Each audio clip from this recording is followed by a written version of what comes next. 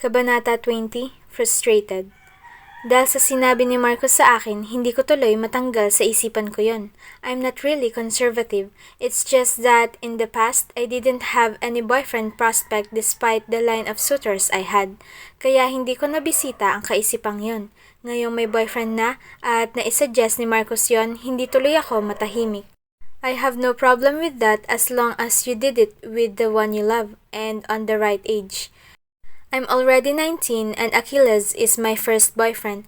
Mahigit isang taon na rin kami at kahit na halos hindi kami magkasama most of our relationship days, I still feel so emotionally close to him. Bakit ko ba naiisip to? Gusto ko lang naman ng pribadong lugar na pwede kaming magkita eh.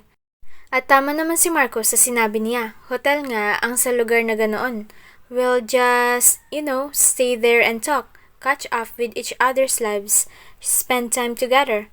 Kahit anong siksik ko noon sa isipan ko, laging lumilipad ang utak ko sa ibang bagay.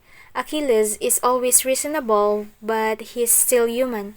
I wonder if he has liked some other girls in a sexual way before me. Gumuso ako. Thinking about it is making me jealous. Dapat ako lang. Ako lang naman ang girlfriend niya, kaya baka ako nga lang. But who am I kidding? Ang tagal naming nagkasundo at bago pa niya ako nakilala, for sure may naiisip na rin naman siyang ganoon sa ibang babae. He just didn't have the time to make someone his girlfriend because of his priorities. Sumimangot ako sa naiisip at biglang nakaramdam ng matinding inis kay Achilles. Ang dami niya namang bola sa akin, yun pala may ibang nagustuhan siya noon. I groaned when I realized I'm being unreasonable again. Siyempre, hindi niya pa ako kilala noon. Iyon nga lang, wala akong naisip o naramdamang ganoon para sa ibang lalaki o ibang manliligaw bago siya. I never think of those things, even when I wasn't particularly conservative. Bakit ko nga ba ginagawang big deal ang maaaring pagnanasa niya sa ibang babae bago ako? Ang mahalaga, ako ang girlfriend niya ngayon. First girlfriend pa nga. At sigurado akong marami ring nagkakagusto sa kanya sa ganoong paraan. I admit it. He's handsome with his gray and hooded eyes. He's tall and he has his muscles on the right places even before he entered the military academy. Uminit ang pisngi ko nang maalala na medyo lalong nadipina ang katawan niya sa huling pagkikita namin. I shook my head to interrupt my thoughts. Obviously, I'm obsessing over our time for each other. Kaya sa huli, nagpasya akong huwag nang isipin pa ang gagawin. Gawin ko na lang at mas madali yon. You booked a room for two, miss? Yes, I said confidently to the concierge of my favorite hotel. Ngayon, ang luwas ni Achilles, may dorm siya na tinitirhan kasama ang mga kasamahan niya. Minsan na akong nakabisita nang nag-date kami pero hindi niya ako pinapasok dahil all boys daw iyon. He is still staying on that dorm now but I'm about to tell him that I booked him a room here in this fancy hotel for the whole duration of his stay. Siyempre, para hindi na kami nahihirapang magtago at komportable na kami magkasama at mag-usap. Uminit ang pisngi ko sa naiisip dahil alam ko na may kung ano akong tinatago. I can't hide it to myself. Not now that I'm evidently coming here with a bag of clothes. Uuwi naman ako bago gumabi sa amin para hindi hanapin ng parents. Pero I'll spend my whole day here with him. I smirked at my thoughts. Pagkatapos ng ilang sandali, umakyat na ako sa suite. The room has only one king-size bed, an overlooking window, a cozy sofa, a table for two, television, and bathroom with tub. I could have booked a more lavish room but I can imagine Achilles protesting at baka pa gustuhin niyang akuin ang gastos dito. May allowance siya galing sa anonymous sponsor niya pero magkano lang yon? Hindi naman pwedeng uubusin niya yung pera niya sa stay niya rito sa hotel. Hello? I said when he called. Papunta na ako sa sinabi mong address. Anong landmark ba dito? I didn't tell him about the hotel. Gusto ko siyang surprisahin. I looked at my face in the mirror. I changed into a cozier loungewear. Wala naman kaming lakad kaya ayos na tong suot ko. A Dolce & Gabbana white with printed roses lounge robe. Manila pen. I answered very slowly. Okay, pupunta na ako. Tawagan ulit kita kapag nandyan na ako. He then dropped the call. My eyes widened when I realized he didn't make a big deal out of it. Gusto kong tumalon sa tuwa. Bigla tuloy akong kinabahan ng husto. My, this is really happening. Oh, come on, Maria Emilia. Calm down. Your boyfriend is hot, but I'm hot too. I looked at my whole body on the bathroom's large mirror. Marami pa nga akong maniligaw eh. I just turned them all down because I have a boyfriend. I smirked. Achilles must think the same, that I'm hot. Ba't niya pa ako girlfriend kung hindi? I chuckled and went out of the bathroom excitedly. Ilang sandali pa ang lumipas nang nakatanggap ulit ako ng tawag kay Achilles. Bakit dito? Patiuna niyang tanong. Ha? Sa Manila Pen? This is a hotel, madam. Malamig ang boses niya. Dinaan ko sa tawa ang kaba ko. Oo, bakit? Bakit dito? Tanong niya ulit. Nandito ka na ba? Nasa room. You rented a room? Nasa lobby ka na? Oo, at hindi ako aakyat sa room na kinuha mo. Aniya, parang bumagsak ang saya ko kanina. I paced back and forth on the room as I continued with the call, my robe following me around. Naisip ko lang lagi kasi tayong nagre-restaurant o mall. It's boring. Minsan ka lang pumunta dito at puro pa mall ang napupuntahan natin. It's nice here, my pool, private, and no need to go back to your dorm. Dito ka na lang magstay. Uuwi ako mamaya bago maggabi. Susundin ako ng driver. Plus, there's also a restaurant or we can have our food delivered in our suite. Hindi ako aakyat. Putol niya sa akin sa seryosong tono. What? I'm starting to panic. Hindi ko maintindihan. Bakit? This is a good idea. Babayaran ko ang ginastos mo. Bumaba ka na at kumain tayo sa labas. My mouth dropped open. Hindi ako makapaniwala sa naririnig sa kanya. Ha? Umakyat ka na lang muna. Dito na natin pag-usapan. Bumaba ka dito. Ulit niya sa parehong istriktong tono. Ayaw ko mag-away kami. Minsan na nga lang kaming magkita tapos ganito pa. Kaya lang, dahil sa parehong dahilan, mas lalo akong naubusan ng pasensya. Bakit? Ayaw mo dito? Tanong kong may paghahamon na sa boses. Hindi dapat tayo nag-hotel. Anong masama doon? Boyfriend naman kita. Humalukip-kip ako. At kung ito ang gusto kong date, hindi mo ako pagbibigyan?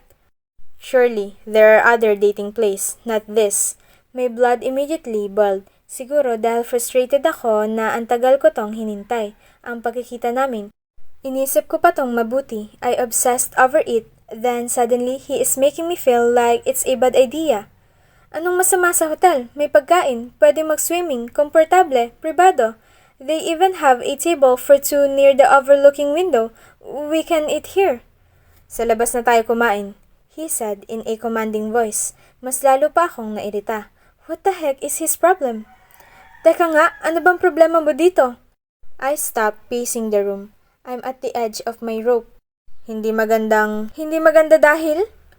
Hindi siya sumagot. I rolled my eyes because I know exactly what he's thinking. Baka may mangyari sa atin kasi sa hotel? I'm not even thinking of that. We are just going to talk. This is a place where we can talk privately. That's why I booked us here. May ibang lugar pa na pwedeng puntahang pribado, hindi sa hotel. At saan naman? Nakakasawa ng mag-mall, nakakasawang manood ng sine at kumain sa labas. Minsan na nga lang tayong magkita, pare-pareho pa ang ginagawa natin. Wala na bang bago?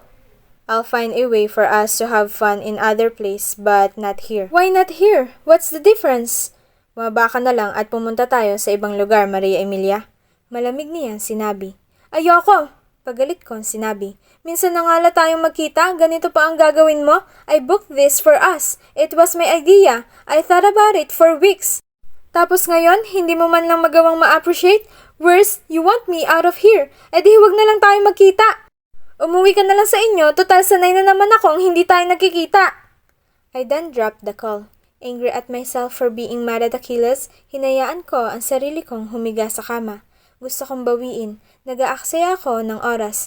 Pwede naman akong bumaba at kausapin siya. Pumayag na lang sa gusto niya para matapos na at magkita na kami. Pero hindi, pinili ko talaga to. It's just that it hurt me that he wouldn't even consider it. Guilty ako na may naiisip nga akong ibang bagay sa pag-check-in dito, pero wala namang kaso sa akin kung walang mangyari sa amin eh. Ayos na ako, magkita lang kami, magkausap, marinig ang mga kwento niya at makapagkwento ako. Ayos na ako, magkita lang kami. But of course, he would have none of it, right? He just didn't see my effort to think about this, how I looked forward and anticipated it. Gusto niya lang sirain ang plano ko, ang mood ko, at ang pagkikita naming dalawa. E di huwag na lang kami magkita. Nag-effort pa ako magdala ng mga damit, at ilang araw pa akong hindi makatulog dahil lang iniisip ang mga araw na to. I sulk. I really want to see him but I'm mad at him too. Hindi ko na alam anong gagawin. Nakahiga pa ako sa kama, bigo nang may biglang kumatok sa pintuan ng kwarto. It's him! I immediately thought. Agad ko nga lang binawi dahil ayaw ko nang umasa, gaya ng pag-asa ko na magkikita kami ngayon at magiging masaya siya sa plano ko. Kaya lang, sa pagkakataong yon, tama ang pag-asa ko. Binuksan ko ang pintuan at nakita ko siya. I wanted to smile but I tried not to. Galit pa rin ako at ayaw ko ring makita niya na dahil lang umakyat siya, ayos na ako. Akala ko ba ayaw mo dito? Pinasadahan niya ang damit ko saglit bago sumagot. Magbihis ka na at bababa na tayo. Muli akong nainis. Pumunta lang siya dito para sabihin yan? Natili rin siya sa pintuan at mukhang ayaw pumasok kaya tumindi pa lalo ang iritasyon ko. Ano bang problema mo dito? Ayos naman dito ah. Ayaw ko lang na nandito tayo. Bakit nga? Hindi siya nakasagot. Might as well answer my own question for him based on how I know him. Ayaw mong may mag-isip na may nangyari sa atin dito? Wala namang nakakita sa atin kung meron mang mangyari. Lanliit ang mga mata niya. Iyan ba ang dahilan kung bakit ka nag-book dito? I laughed hysterically and my face heated. Gusto kong pabulaanan iyon dahil nakakahiya nga naman pero kanina pa ako iritado at galit. Hindi ko maintindihan kung anong problema doon. Girlfriend niya naman ako. Kung oo, ano ngayon? Sigaw ko. Lalong kumunot ang noo niya. Oh, don't get me started with being conservative. Girlfriend mo ako kaya kung gusto kong gawin natin yon, anong problema doon? Mahal naman kita at mahal mo rin naman ako. Anong problema? Umiling siya. Let's just go somewhere else. His words with so much finality. My mouth dropped open. I want to hysterically fight him dahil hindi ko talaga maintindihan. Ano ba ang gusto niya? Saka na kapag magpakasal na kami? Kailan pa kaya yon? Pakakasalan niya ba agad ako? Imbis na makipag-away palalo dahil ramdam ko na hindi siya paaawat sa desisyon niya, huminahon ako. Nothing will happen, Achilles. Mag-uusap lang tayo. This is a private place. Pwede pang kumain o maligo sa pool. Nothing will happen if we don't want anything to happen. Umiling pa rin siya. Hindi madadala kahit sa paghinahon ko. Hindi naaawa. Ayaw kong pag-isipan tayo ng masama dahil lang nag-hotel. Kumain na lang tayo sa labas. Magbihis ka na. Dito lang ako sa labas. Maghihintay. Sumuko ako. Gustuhin ko mang iliban at ipaliwanag palalo sa kanya yon. Ayaw ko naman magsayang ng oras. Minsan na nga lang kami magkita.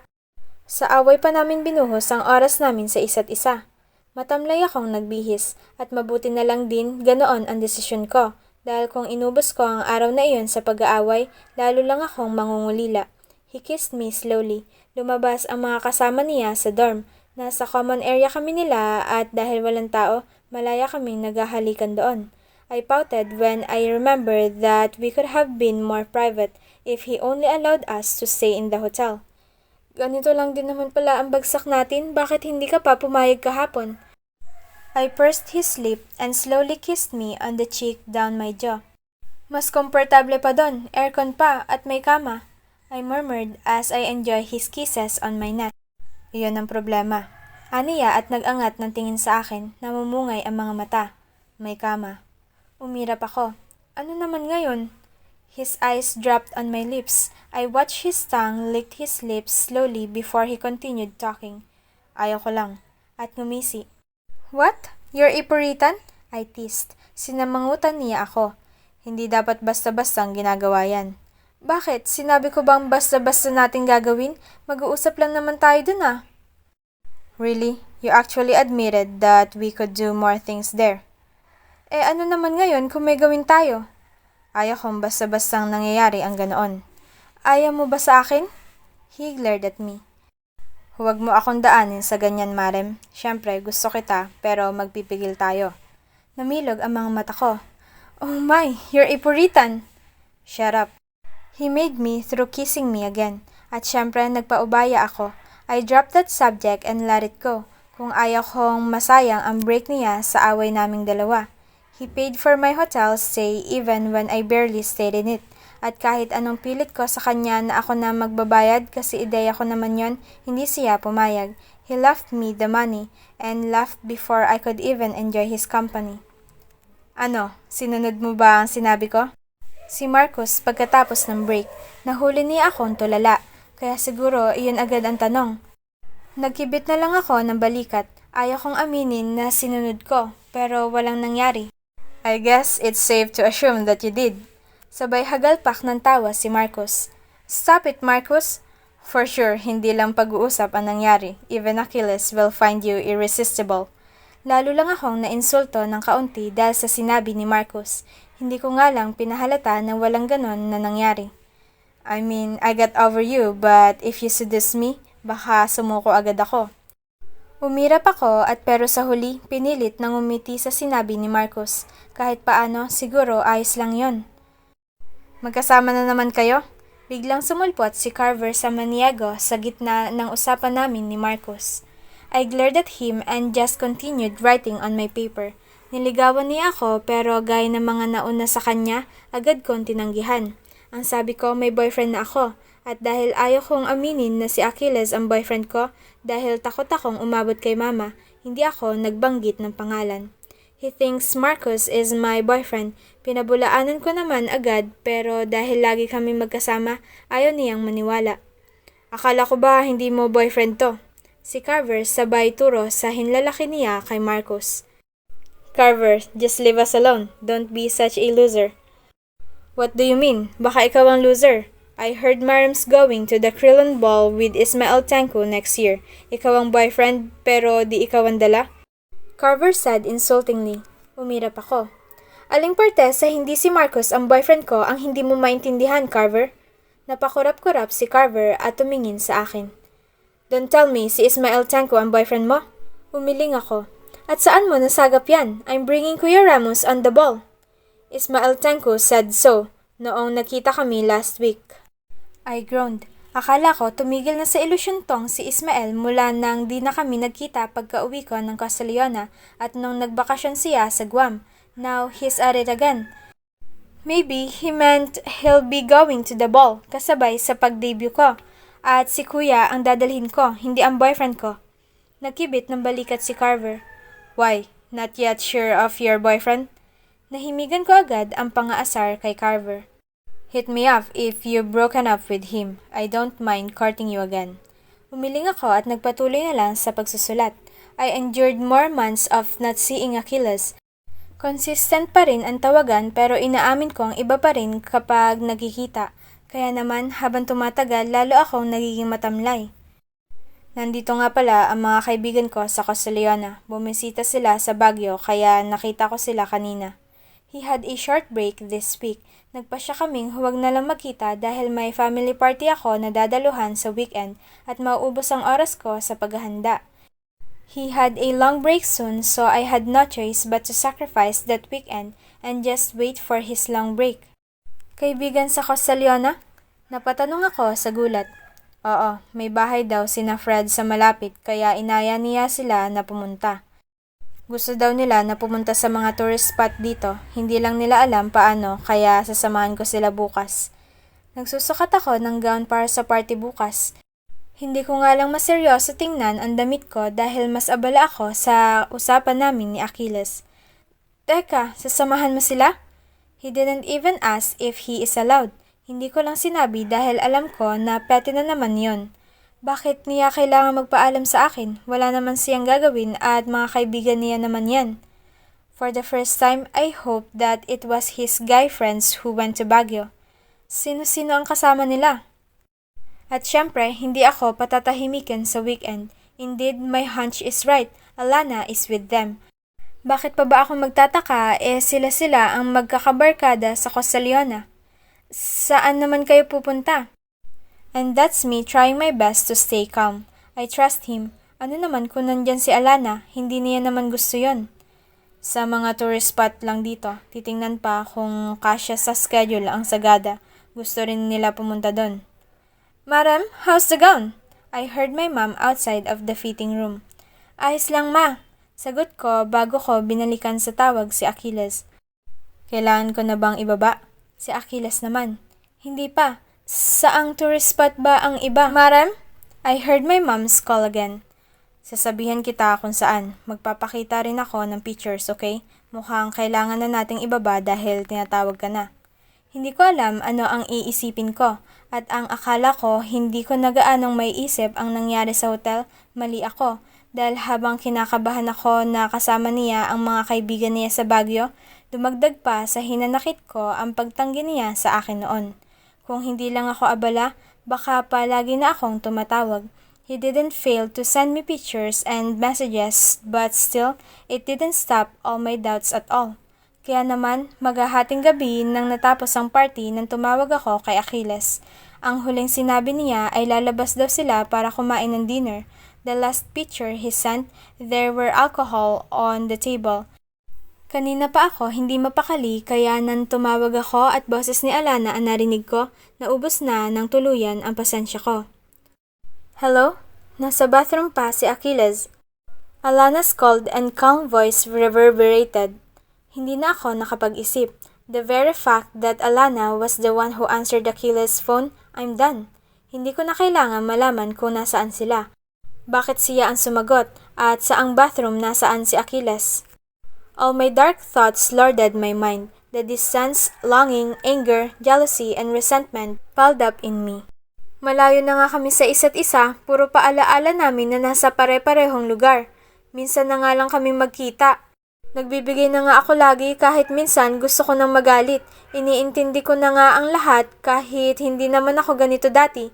Si Alana pa talaga ang sasagot sa tawag ko? Buti pa sila magkasama. Buti pa sila may pictures sa mga gandang lugar. Samantalang kami, patago na nga, paulit-ulit pa sa mall o restaurant na nagkikita.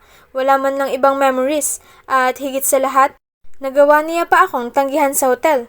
Mas mahaba sana ang panahon namin doon. Mas makapag-usap sana kami kaysa sa ilang oras na tahimik dahil nanonood ng sine. I resented it so much. Nagtitimpi ako lagi, nagsasakripisyo. Gusto kong magreklamo pero hanggang doon na lang yon dahil patuloy pa rin akong magtitimpi, magsasakripisyo, magbibigay para lang sa aming dalawa. I hated that even when I am his girlfriend and I've sacrificed a lot, I feel like I'm still inferior. Madaling lamangan kahit nino at lalo na ni Alana. Achilles then messaged me late that night. Nagpaalam siya na babalik na siya sa academy at magsisimula na naman sila. Umuwi na siya at paniguradong madalang na ulit kaming magkatawagan dahil tapos na ang break. Hindi rin siya basta-bastang makakalabas. But that's fine to me now. Wala na akong pakialam. Suko na ako. Nakakapagod na. Buti pa si Alana na lang ang girlfriend niya. Tutal mukhang kaya nung maghintay. Hindi tulad ko. Bagay naman din sila at matagal na silang magkakilala. Ako naman talaga ang nanghimasok. Kung hindi lang ako nakilala ni Achilles, baka pa silang dalawa nga ang naging mag-boyfriend ngayon. Suko na ako. I turned my phone off just to stop myself from checking it for his messages.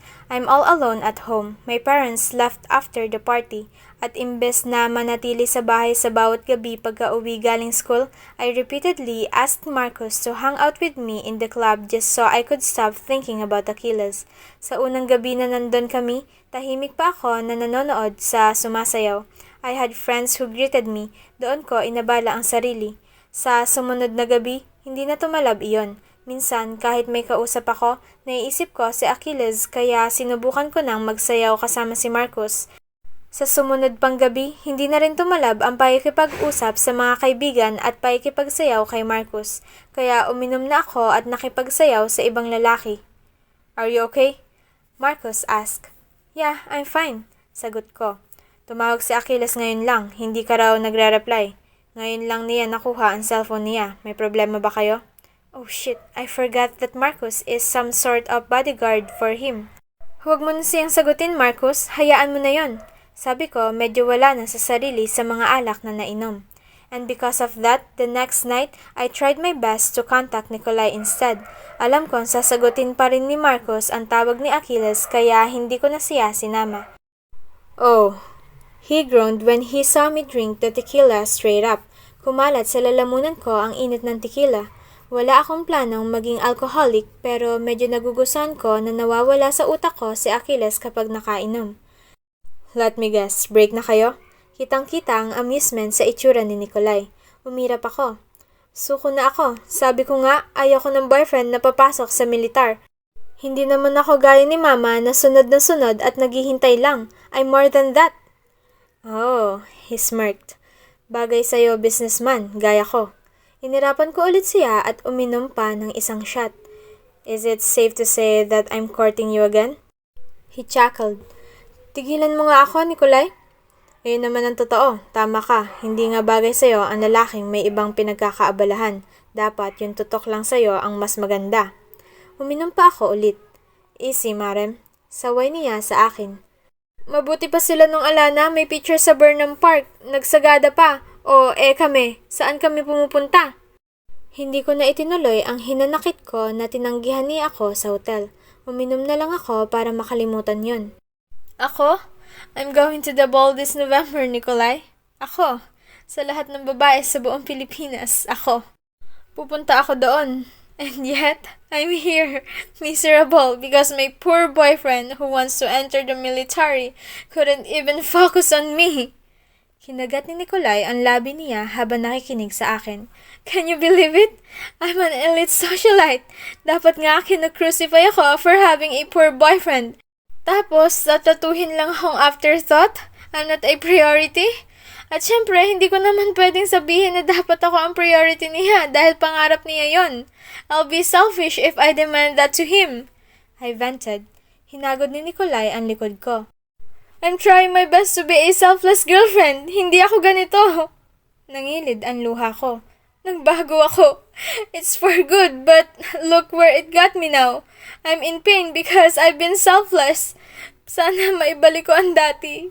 Yung selfish ako, yung wala akong mahal, yung wala akong pakialam sa feelings ng iba, yung priority ko ang feelings ko, para hindi na ganito.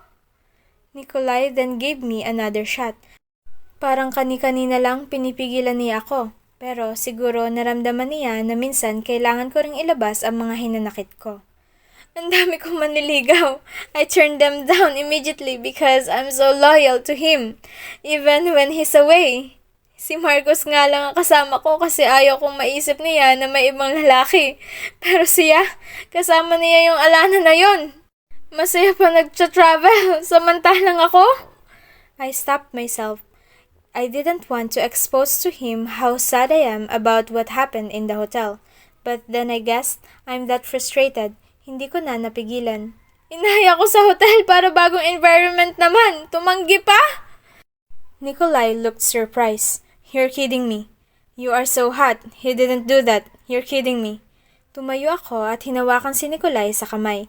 Iginiya ko siya sa dance floor at doon nagsimula akong magsayaw. Nikolai danced with me, kaya lang hindi kami nagtagal. Pareho kaming natigilan nang natanaw si Marcos sa gitna ng dance floor, nakatingin sa amin at gulat ng gulat sa ayos naming habang nagsasayaw. What are you doing, Marem? Si Marcos at agad akong hinawakan sa palapulsuhan at hinatak. Hinila naman ako pabalik ni Nikolai. Marcos immediately protested but Nikolai pushed him. Napaatras at napaupo si Marcos sa sahig. Humiyaw ang mga nasa dance floor at nagsialisan sa banda namin. Tumayo si Marcos at galit na tiningnan si Nikolai. Ano problema mo? Alam mo may boyfriend si Marem? Nikolai groaned boredly. Let's go, Marem. Hinila ako ni Nikolai paalis sana doon pero hinawakan ni Marcos ang braso ni Nikolai. Teka lang, kausap pa kita. Marcos demanded. Nikolai's eyes dropped on Marcos' hand on his arm. For a while, I noticed how Nikolai's eyes flickered awkwardly before he pulled his arm back. Ex-boyfriend, and don't act as if you know what's going on. Marem, umuwi na tayo. Halika, ihahatid na kita. She is my responsibility. Si Nikolai. Really? Marcos said coldly. Lumakad siya palapit kay Nikolai at halatang naghahamon. Akala mo hindi ko halata? Nikolai slightly stepped back. Sobrang lamig ng tono ni Marcos na pakiramdam ko magkakagulo nang talaga. Marcos! Tawag ko pero masyado na yata akong lasing para mapigilan pa ang kahit ano. What do you mean? Nikolai's voice trembled. Anong halata? You are tempting her, aren't you? Para magkasiraan sila ni Achilles. Nikolai sighed. Marcos then smirked.